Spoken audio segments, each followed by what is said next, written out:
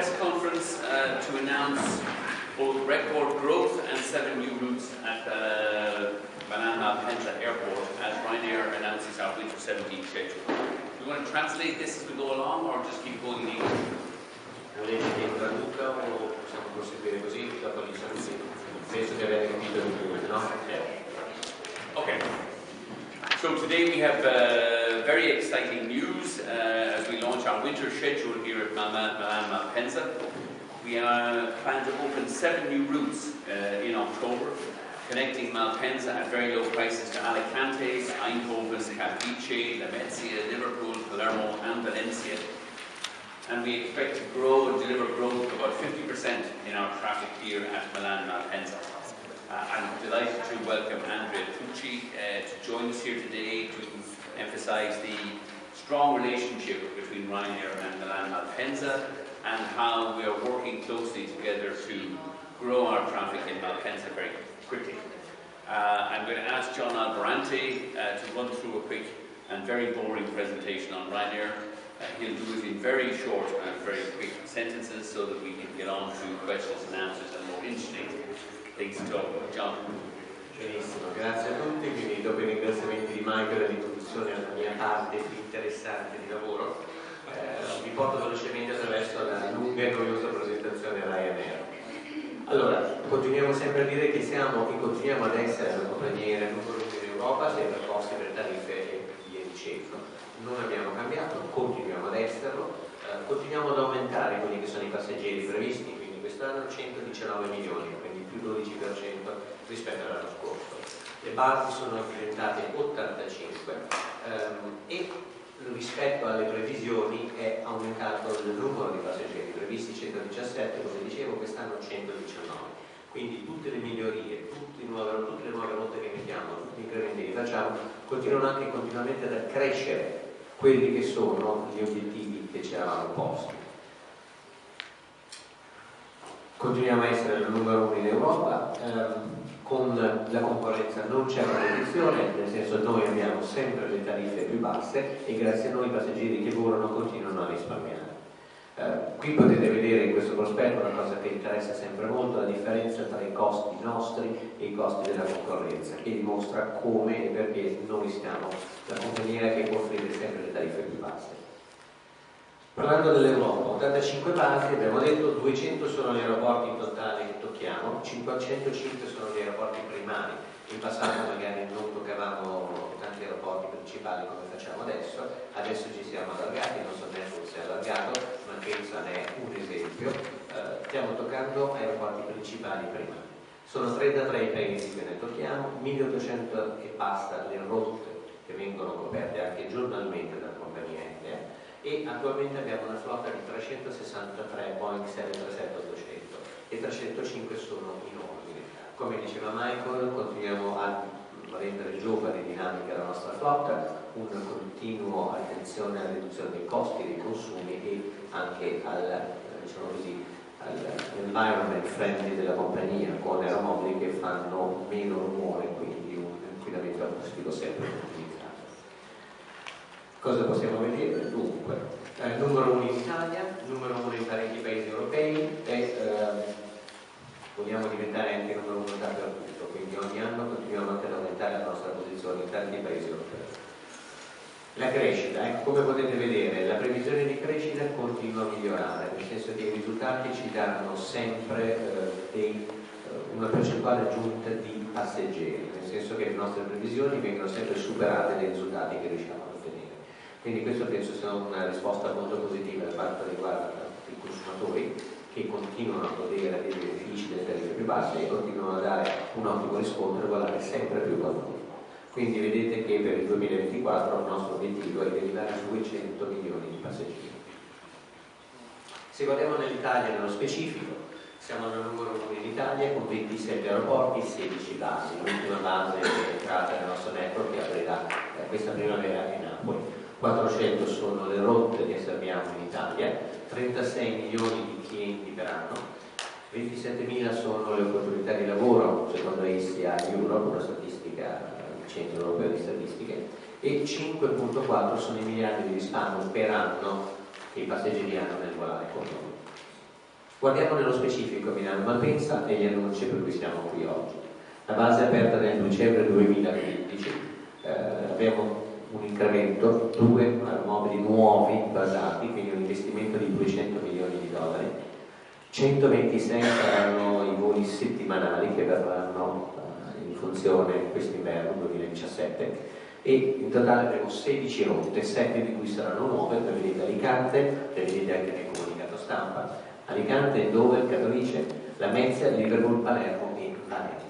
Queste sono le nuove destinazioni proposte per l'estate prossima, che portano quindi in totale 16 destinazioni servite da Malpensa con Ryanair. L'obiettivo è 1,7 milioni di clienti, ovviamente su Malpensa, 1300 sono sempre posti di lavoro in riferimento all'SA Europe, come abbiamo detto, e il risparmio per i nostri passeggeri, per tutti i passeggeri che possono viaggiare con noi alle nostre tariffe, è di 180 milioni di euro. Questo è il prospetto della nostra crescita in Lombardia, praticamente su entrambi gli aeroporti milanesi. Come potete vedere, da quando abbiamo aperto Malpensa, la crescita è continua e sarà continua negli anni a venire sicuramente. Cosa possiamo parlare degli argomenti attuali che toccano Ryanair? Abbiamo visto come l'operazione fatta dal governo Renzi di diminuire la tassa ha dato un impulso nuovo per quanto riguarda gli investimenti di Ryanair in Italia, con 4 milioni di clienti in più, quindi siamo passati da 32 milioni previsti a 36 come nostro obiettivo, con tutte le nuove rotte, oltre 50 rotte che abbiamo aperto nel 2017 in Italia. Abbiamo creato 3.000 nuovi posti di lavoro, sempre per personalità turistica, i passeggeri creano opportunità di lavoro. A Malpensa 2 aeromobili basati, 7 nuove rotte, 1,7 milioni di clienti, questi sono i numeri che siamo qui oggi a snocciolare per quanto riguarda Malpensa. Base a Napoli, 16ª base dall'estate 2007, quindi 2017, quindi l'Italia continua a crescere. Altre compagnie aeree, vedi EasyJet, taglia rotte per Malpensa, non possono competere con le nostre tariffe basse. La crisi dell'Italia, lo sappiamo, continua. Noi possiamo aiutare l'Italia e abbiamo offerto fideraggio, questi sono discorsi attuali che sapete tutti meglio di me. Una cosa molto interessante è che abbiamo trovato i voli low cost, che sono diventati la cosa migliore che sia successa in Italia negli ultimi 30 anni, in base a un'indagine dell'Espresso fatta sui lettori. Penso sia una cosa molto interessante percepire quella che è l'opinione del lettore, del consumatore, del cittadino, di colui che alla fine viaggia, della persona che è là fuori. I viaggi low cost hanno permesso questa interazione, la possibilità a tutti di viaggiare ed è visto uno di quei, tra virgolette, pochi purtroppo, elementi positivi che possono essere successi nell'ultimo trentennio per quanto riguarda l'Italia. Quindi tariffe più basse e il nostro programma Always Getting Better che continua ad aiutare quelli che sono i nostri risultati. Come potete vedere prima, tutte le nostre previsioni sono in continua crescita e miglioramento proprio grazie alle nostre tariffe e ai nostri continui miglioramenti per i clienti. Le prenotazioni vanno veramente molto bene, il riempimento è in crescita, le tasse ci aiutano, il governo ci aiuta, nel senso che lavora con noi, cosciente di quello che può essere l'interesse e il bene dei cittadini. Malpensa, riassumo, 7 nuove rotte, 2 aeroporti nuovi basati e 1,7 milioni di clienti. Grazie John. Andrea, can you say a few words? Sì, lo faccio in italiano, domanda in italiano. Chiaramente un momento importante per noi a Malpensa annunciare l'apertura di nuovi collegamenti. Grazie a Ryanair, anche per il 2017 garantiremo una crescita costante dell'aeroporto. Per dare qualche numero, Malpensa già serve 180 destinazioni, un portafoglio di rotte molto importante e oggi Ryanair annunciandone 7 nuove per il territorio, di cui 4 completamente nuove per l'aeroporto, di fatto comunica l'importanza di questo polo infrastrutturale proprio per lo sviluppo del traffico, sia outgoing per il territorio, per la nostra cimentare, che soprattutto in cambio. We've been encouraging Norwegians to look at cities in Iceland for long-haul route growth. So, following the questions, very good news today from Malpensa. We will grow to 1 1.7 million passengers here in the next 12 months. We are also growing strongly in Bergamo, where this year for the first time we will hit 10 million passengers. And I think what is the most positive from this news is that it shows that our growth in Malpensa does not come at the expense of Bergamo, and we can also continue to grow in Bergamo without it being at the expense of Malpensa. In Ryanair, because our fares are so low, we can grow both Milan airports in exactly the same way as in Rome we've grown at Fiumicino while still growing at Ciampino as well. So we look forward to continuing to work with the airport, and hopefully this will be the first of a number of press conferences over the next coming years where we announce more and more Ryanair growth at Malpensa. Any questions? Volete uno riassunto? È chiaro quello che ha detto? Tutto chiaro? Ok. Vedete qualche domanda? Qualcuno qualche domanda? No, guardo qui davanti perché mi sembra strano che non ci siano domande. No, sì, ci sono se non le hanno. Cominciamo. Okay. May I ask to Mr. O'Leary? Yeah. Marco Giovanniello. I've heard some releases, some TV releases from Reuters and so on about you in the recent days. You told that in April, maybe May, you will be starting offering transfers to Aer Lingus and Norwegian. And yesterday, I heard that maybe you would do the same for Alitalia. Of course it's true, but you know, do you think that with Alitalia it can go on? Because as you said, it would be laying off so many people in Alitalia and grounding so many planes. A complete change of their business model. There's a couple of questions there. So yes, we are, and we reached agreement, an outline agreement with both Aer Lingus and Norwegian to feed into their long-haul operations. Aer Lingus at Dublin, Norwegian in Barcelona and in Gatwick. Our technical teams are talking to each other now to get the reservation system, to get the computers to talk to each other, and we're hopeful, not confident, but hopeful that we will have that resolved by maybe April, May of this year. We have a senior team working with a senior team in Aer Lingus, and I would hope that Aer Lingus will be the first one. It's correct that we've also met with Alitalia. I've offered to help Kramer Ball, or to try and help Alitalia where we can. And one of the obvious ways that we can help Alitalia is, in my view, helping to feed them. We compete with Alitalia a lot of the Italian domestic routes into Rome, less so into Milan because they don't do much domestics into Milan. And I said, look, why don't we, instead of you losing money hand over fist on these domestic routes, why don't you take feed from us at lower prices than you can do it yourself? It doesn't necessarily mean job losses of grounding aircraft. I mean, one of the things we believe the future for Alitalia, there is a future for Alitalia, but it's not fighting with Ryanair on domestic routes at $9.99 airfares where Alitalia can never make money. We think Alitalia can take those aircraft and use them to fly more routes from Rome and Milan and the Italian cities to other European cities where the fares are higher, and Alitalia, I think, could grow that business because of the interest and the demand there is for flying to Italy. And I think Alitalia has to break the agreement with Air France that prevents Alitalia offering more long-haul services. It is an anti-competitive agreement. It is, to my mind, clearly illegal. I don't know why it's still in place, given that Air France is no longer shareholder in Alitalia anyway. And so I think the future, like, Alitalia will continue to lose money if it continues to try to fight with Ryanair on $9.99 routes to Venezia and Treviso and these places. There's no future. But if Alitalia focuses its efforts on flying people, from Rome, Milan to the main European capitals, the main European cities, and grows aggressively in the long-haul market, which taking low-cost feed from Ryanair would enable them to do, I think there's a reasonable future for Alitalia. That's the nature of the discussions I've had with Alitalia, and it's the way that we're trying to genuinely help Alitalia at these difficult times. So there's a truth to what you're hearing, but we're waiting to hear back from Alitalia on our offer to work with them.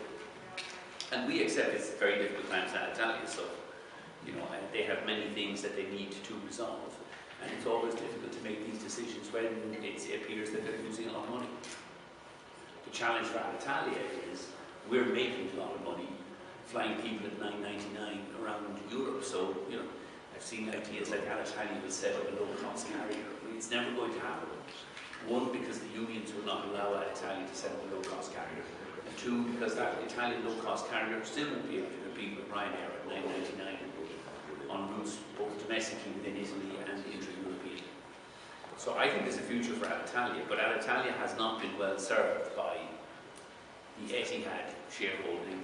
It has not been well served by the Air France shareholding in recent years. The future of Alitalia is as a proud Italian company, flying people to and from Italy on long-haul and European short-haul routes, and stop messing about with the Arabs and the French, who really all they want to do is run down Alitalia. Work with the Irish, we love the Italians. Allora, lavorate con gli italiani con gli irlandesi che adorano gli italiani. È riassunto quello che ha detto fondamentalmente. Vabbè, per riassumere non ve lo dico tutto perché penso che abbiate anche capito. Quindi il discorso di fideraggio c'è, stiamo lavorando molto fermamente con l'industria norvegiana, stiamo affinando quelli che sono i problemi, chiamiamoli tecnici, dettagli tecnici, quindi vari sistemi operativi che devono comunicare tra loro.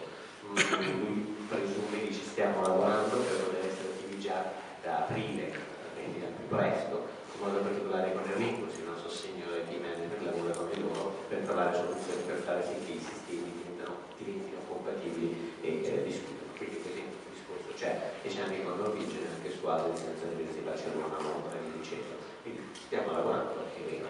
Per quanto riguarda l'Italia abbiamo fatto anche loro la proposta di federato, perché effettivamente in una situazione in cui si trova l'Italia una soluzione potrebbe essere questa, unica soluzione secondo Michael, di lavorare con noi facciamo da feeder su rotte dove per loro è possibile competere, cioè una compagnia come l'Italia non può competere con Ryanair con tariffe a 9,99 su rotte nazionali o anche altre rotte.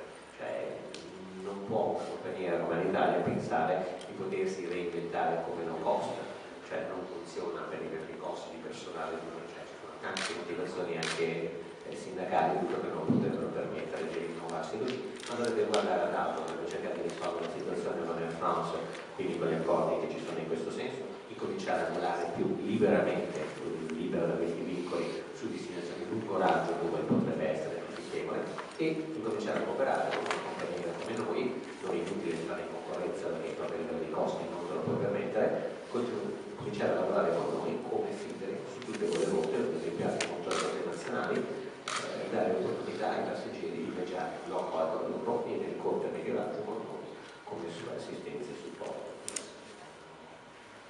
Okay, next question, please. Oscar. What do you think about Roberto Nicosia? What do you think about all the I'm afraid of that. Anyway, what do you think about all the American airline trying to do that, to do the how they call it, economy basic or something, so to try to compete with their own. I mean, you say that this. It's never worked. No airline. That was done a couple of years ago, and Airline and United are trying to do it now. They tried to do it, but ultimately they never succeeded in competing with Southwest. They've never managed to operate. They want to compete more with the name of the Spirit, and so far. That is even more Delta can do that because they have a big power over the hub in Atlanta and Spirit are tiny. But ultimately, the unions will never allow a legacy carrier to set up a low-cost carrier because the low-cost carrier means changing all the new pilot and cabin crew terms and conditions. It's never going to happen. Every airline that has tried it has failed. And the only one that has succeeded didn't do it that way. It was IAG or BA who bought Vueling as a separate standalone company, and ever since they bought Vueling, the costs in Vueling have risen. So it's not going to happen. The Alitalia is incapable. If Alitalia can't manage to run a high-fare airline, what chance is there of running a low-fare airline in a market where Ryanair has 30% market share? And Alitalia, you know, some possibilities will be crazy, and some possibilities will be practical. I think the best possibility is to work with Ryanair, But, you know, I would say that. Thank you. Grazie. Domanda? Anybody else? You know, yes, two questions. We charge extra for the second question. Non gli arrivate il microfono. Would you be interested in MALPENSA in entering an agreement with Via Milano, which is the transfer system made by SEA for enhancing the connections with intercontinental flights? And more, do you think that Navitaire can be a liability for maybe that you can have to change your reservation system because it's difficult to combine Navitaire bookings with real normal GDS. And third question, I see that you're starting Palermo, Lamezia after Catania. If I see the map, I look into Cagliari, Naples and Bari, and that would be a complete domestic network for MALPENSA. Maybe you can also think to grow from 2 to 3 flights a day, and that would be a complete network out of MALPENSA. Do you think that it would be interesting for Ryanair? And in which span of time? Okay, let me do that. I'm not quite sure what the proposal is, but if the first part of the question is would we feed long-haul flights at Milan Malpensa, yes, we would. We're actually actively talking to Norwegian, encouraging them to look at Malpensa, but also Bergamo. And we could feed long-haul flights, particularly given the network of Bergamo, where we have 10 million passengers a year, but we could feed somebody at Malpensa as well. We're also talking to Alitalia. One of the issues that we talked to, you know, would we feed them if they were to return to Malpensa? Yes, we would, and we would encourage that. We've heard that's something that's specific to Malpensa Airport, in the sense that what we've talked about the idea of a transfer offering, or that would be something that would be run on a network-wide basis in the longer term. I think that the Milan is very specific to Malpensa Airport. What is the Milan? It's effectively the airport. We are offering basically some services to the passenger. We are willing to connect two different tickets to two different segments of the flights. It's something that is coming naturally. If you are offering south, there is a capacity offer to do that. Yes, that's fine. We'll be happy to support it, but without having long-haul flights here and more active connections. The ticketing is not the big challenge, which takes me on to the second part of the question. Would we have to change Navitaire? No. Navitaire will stay. It's our booking system. It's a low-cost booking system. But it's the long-haul airline has to change its, you know, we'll give them an API. We give them feed. All we're offering is to give them access into our database. It's they need to amend their system so they can take feed from our database. So, and you know, it's not, it's challenging, but it's something that will be resolved, I think, in the next month or two. And it's important we do that because it will form the basis for the next agreement with somebody, whether that's with an Alitalia or with somebody else. Like, I think it's inevitable in the next, if you look across Europe in the next 5 to 10 years, it's inevitable that the legacy carriers will begin to take feed from low-cost carriers as an alternative to the crazy Alitalia idea that they'll set up a low-cost carrier. All the legacy carriers accept that they can't set up, they're not able to set up a low-cost carrier. So I think increasingly they just take the feed from the low-cost carriers. And one of the reasons I talk so much about this is so that we encourage them to think that way. And on the last one, would we like to have a bigger domestic route network in Malpensa? The answer is absolutely yes. But you know, we can only grow at the speed that Andrea wants us to grow at. And he's a very, very difficult man to negotiate with. He's so you know, he is the man who determines how many routes we put into this airport and at what, how many frequencies a day. And he's very rich and very difficult and very hard to negotiate with. Whereas we're just a bunch of Irish peasants. We do what Andrea tells us, and we grow at the speed that he allows us to grow at. Isn't that true? I'm happy that Michael thinks that I'm the key master of the Malpensa Airport. Yes, we like Ryanair to grow, and they're doing that. Especially when they have the new frequencies, new services, when they have a geographical sense for what the other carrier are offering to the airport. So going back to the Via Milano, Via Milano is a system which has been launched by the Malpensa Airport, but some other airports are doing that, in Gatwick as well. This system like that. But basically, is supporting the passenger who are willing to fly, to connect in Malpensa, because we found a feeder carrier, means for the short haul, the low cost most of the time, and the long haul carrier, or somebody who will carry them to some unique destination. So Malpensa is a unique place where to accommodate this type of demand. And Via Milano is a system which is facilitating the passenger to transfer to carriers which have no agreement with that. Whereas we'll have agreements. We're very happy to work with Via Milano. Yes, sir. Yes, sir. It is Paolo Ventura from ANSA Usuario. I would like to know if there are any agreements with the regions you fly in, and which is the eventual amount if they contribute for you to make the service. I'm not sure understand. Which are the regions we fly in? The regions, counties in Sicily. In Italy. We fly in nearly all the regions. Have you got any agreement, service agreement? I mean, with the regions? With the regions. We have agreements with airports and with regions. Most of them involve us growing visitor numbers to the airports and to the regions.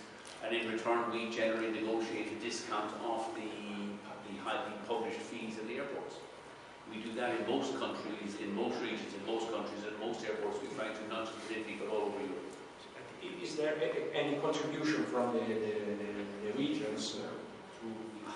Every airport and every agreement is different. In some cases, there's maybe the marketing monies from a region. In some cases, there's marketing monies from the tourism authority and agency. In some cases, the airport negotiates a discount off the published price. So all of the agreements are different in different regions and different airports. It depends on the structure of regions and airports. Right. Next question. Anyone? No? No, go ask a fifth question? No? You get a bonus for the fifth question. How much do you charge me? Nothing. Fifth one's free. Just for free. Okay. Okay, everybody, grazie mille. Exciting times, more growth at Malpensa. Thank you to Andrea and the team at Malpensa. And we're here for another 15, 20 minutes. If anybody wants to ask Andrea or myself a question, please come and we'll do it on a one-to-one basis. Grazie.